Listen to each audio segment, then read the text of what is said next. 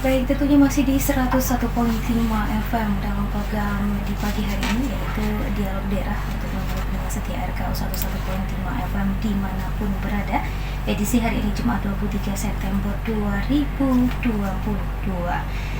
Nah, tadi kita sudah sempat mendengarkan song opening kita di pagi hari ini, bahwa hari ini tidak jauh-jauh dari song opening kita akan membahas juga mengenai vaksinasi tentunya.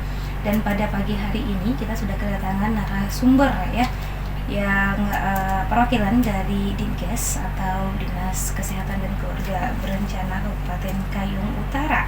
Sudah hadir di depan saya. Di hadapan saya ini adalah Mbak Indah Oktavianti SSI. Gimana kabarnya hari ini? Alhamdulillah sehat. Alhamdulillah sehat ya, syukurlah kalau gitu.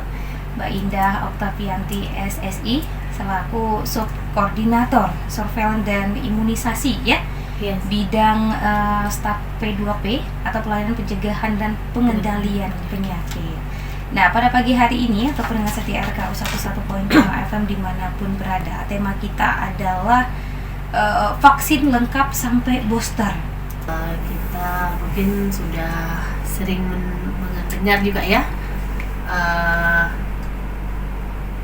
bahwa pelaksanaan vaksinasi sering dilaksanakan oleh Dinas Kesehatan dan puskesmas-puskesmas yang ada di wilayah kerja Kabupaten Kayong Utara sampai saat ini.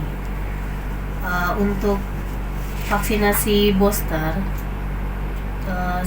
diberikan kepada masyarakat yang telah mendapatkan vaksin 1 dan 2. Oke. Iya. Vaksin booster ini disebut juga sebagai vaksin dosis 3 ya. Dosis 3. Vaksin 1, 2 dan 3. Tujuan dari pemberian vaksin ini merupakan salah satu upaya kita untuk memutus rantai penularan COVID-19 dengan meningkatkan imunitas tubuh dalam melawan virus corona. Sesuai dengan instruksi dari Bapak Gubernur Kalimantan Barat ya, kami juga mendapat surat edaran dari Bapak Gubernur Kalimantan Barat tertanggal 15 Juli 2022 tentang percepatan vaksinasi booster lanjutan bagi masyarakat. Mungkin sedikit saya sampaikan juga isi dari surat edaran tersebut ya, bahwa Bapak Gubernur mewajibkan kepada bupati atau wali kota untuk melaksanakan langkah-langkah dalam percepatan vaksinasi booster atau dosis lanjutan COVID-19. Antara lain mewajibkan vaksinasi dosis lanjutan sebagai persyaratan untuk memasuki fasilitas publik atau fasilitas umum, antara lain perkantoran, pabrik, taman umum, tempat wisata, dan tempat-tempat umum lainnya. Dan selanjutnya melaksanakan percepatan vaksinasi dosis lanjutan sampai dengan tingkat pemerintah berbasis kecamatan. Nah, mungkin ini juga sudah kita lakukan ya Mbak ya, sampai saat ini. Khususnya di Kabupaten Kayong Utara ya? Iya. Sambil terus berjalan.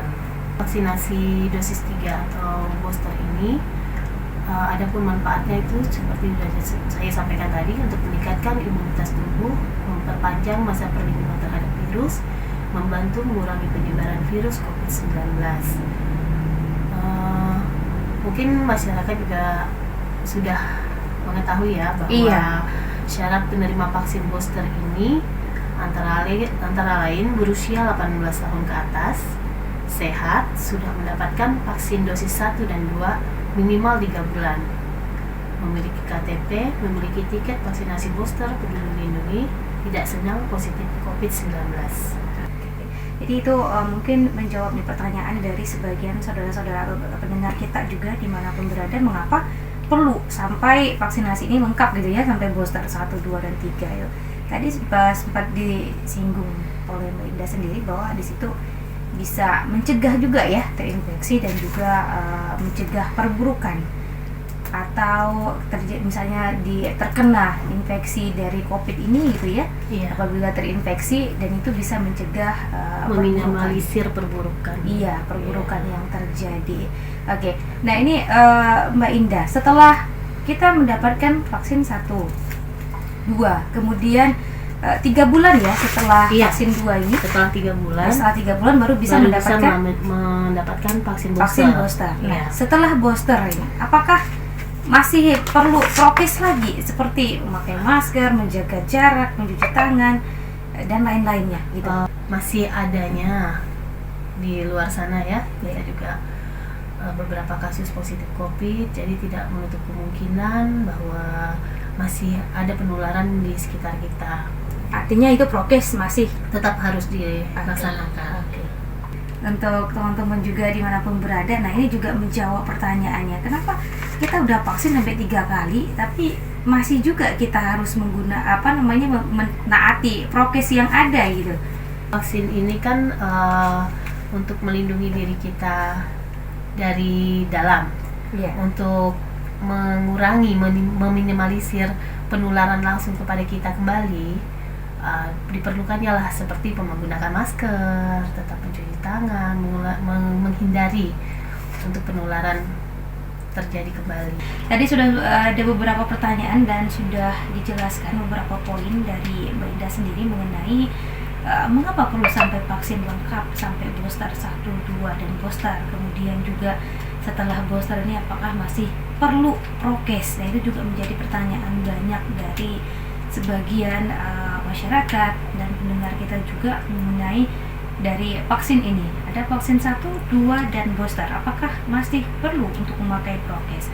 Jadi jawaban dari Mbak Indah sendiri adalah tetap dianjurkan untuk melakukan langkah-langkah pencegahan COVID-19 seperti prokes yang ada ini demi memutus mata rantai penularan COVID-19 ini. Baik, Mbak Indah, ya, kita lanjutkan kembali Mbak Indah nih ngobrol-ngobrol atau bincang-bincang hangat kita di pagi hari ini ya mengenai vaksinasi. Tentunya tadi sudah disampaikan beberapa poin Mbak Indah ya. Ada pertanyaan di benak saya ini mengenai cakupan vaksinasi di Kabupaten Kayong Utara khususnya. Bisa nggak sih Mbak Indah memberikan gambaran kepada kita semua? Udah sampai mana nih vaksinasi 1, 2, dan booster khususnya di Kabupaten Kayong Utara untuk cakupan? Terima kasih Mbak Iva. Untuk Kabupaten Kayong Utara sendiri, kita mempunyai target sasaran itu 103.761 ya.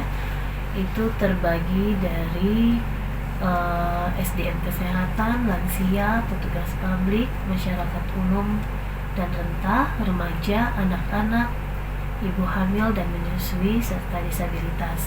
Untuk saat ini, total cakupan vaksinasi Kabupaten Kayong Utara untuk dosis 1-nya itu berada di 80,78%, dan untuk dosis 2 itu di 59,71%, dan dosis 3 atau booster itu 25,52%. Dan saat ini juga untuk booster kedua, kalau kami sebutannya booster kedua ya, vaksinasi keempat itu hanya dikhususkan untuk tenaga kesehatan saja.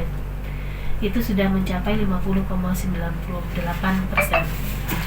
Sempat dibahas atau disinggung juga sih sedikit mengenai aneka vaksin booster dan juga tata laksananya, kemudian juga ada syaratnya untuk penerima booster ini gitu ya, dan juga lama periodenya. Mungkin bisa lebih diperjelas lagi nih Mbak Indah mengenai aneka vaksin, kemudian gimana sih tata cara laksananya, syaratnya, kemudian lama periodenya itu seperti apa? Vaksinasi booster ini minimal dilakukan 3 bulan setelah penerimaan vaksin 1 dan 2 ya. Untuk syarat seperti tadi saya sampaikan bahwa yang bisa menerima vaksin booster ini anak dengan usia 18 tahun ke atas. Untuk pemberian dosis lanjutan booster dilakukan melalui 2 mekanisme ya Mbak ya, yaitu penggunaan vaksinasi homolog dan heterolog. Ini untuk homolog itu pemberian dosis lanjutan booster menggunakan jenis vaksin yang sama dengan vaksin primer dosis lengkap yang telah didapat sebelumnya. memberi vaksin 1, kedua, vaksin primer, terus di booster dengan jenis apa nanti akan saya sampaikan juga.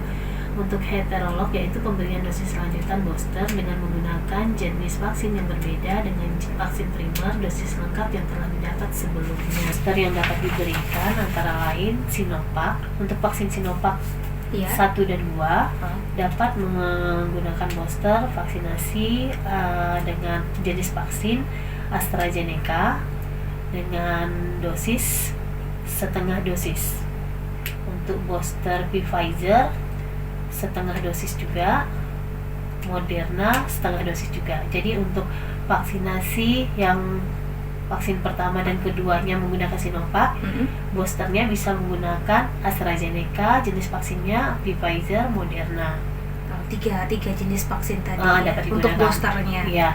Terus kalau untuk vaksinasi 1 dan 2-nya menggunakan AstraZeneca, untuk boosternya bisa menggunakan Moderna, Pfizer, AstraZeneca juga. Nah, untuk vaksinasi dosis 1 dan 2-nya menggunakan Pfizer, itu boosternya bisa menggunakan Pfizer, Moderna, dan AstraZeneca. Untuk vaksin Moderna menggunakan booster Moderna. Vaksin yang digunakan untuk dosis lanjutan ini juga disesuaikan dengan ketersediaan yang ada di masing-masing daerah juga, Mbak. Karena seperti sekarang ini untuk vaksin yang tersedia hanya Pfizer.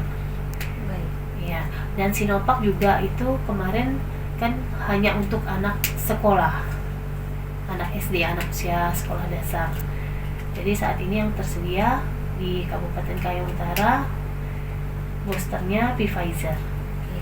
Penyintas COVID, apakah ada syarat tertentu nih Mbak Indah untuk mendapatkan vaksin booster? Kalau untuk pasien penerima vaksinasi booster, kalau memang dia pernah terkonfirmasi positif COVID-19, 1 bulan jaraknya bisa dilakukan vaksinasi lagi. Jika sudah sembuh dari COVID tadi. Nah, ini juga informasi penting juga bagi penyintas COVID-19 atau bagi kawan-kawan di luar sana yang memang pernah terkonfirmasi COVID-19 ini. Jadi ketika sudah sembuh bisa mendapatkan booster dengan syarat 1 bulan ya kesembuhan. Kemudian juga udah dinyatakan sembuh, juga udah dites swab dan lain sebagainya dinyatakan positif sembuh gitu ya. Tidak ada lagi COVID-19, nah itu bisa langsung saja untuk mendaftarkan diri mendapatkan vaksinasi booster tadi. Kemudian nih Mbak Indah, apakah efek sampingnya itu sama dengan vaksin 1 ataupun 2 yang sebelumnya? Setiap orang tuh mengalami efek samping yang berbeda-beda. Ada yang sama sekali tidak merasakan efek samping dari pemberian vaksinasi ini. Ada yang mengalami gejala demam, bengkak pada area penyuntikan, atau terasa nyeri. Nah, itu setelah kami lakukan pemberian vaksinasi akan kami jelaskan kepada penerima vaksin bahwa akan muncul gejala seperti yang tadi saya sebutkan. Jadi tidak perlu panik dan cemas.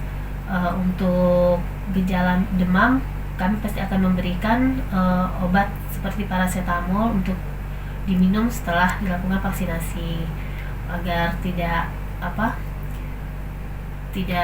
demam berkelanjutan ya. Tidak memperparah. Baik. Ada yang juga yang tidak bergejala sama sekali.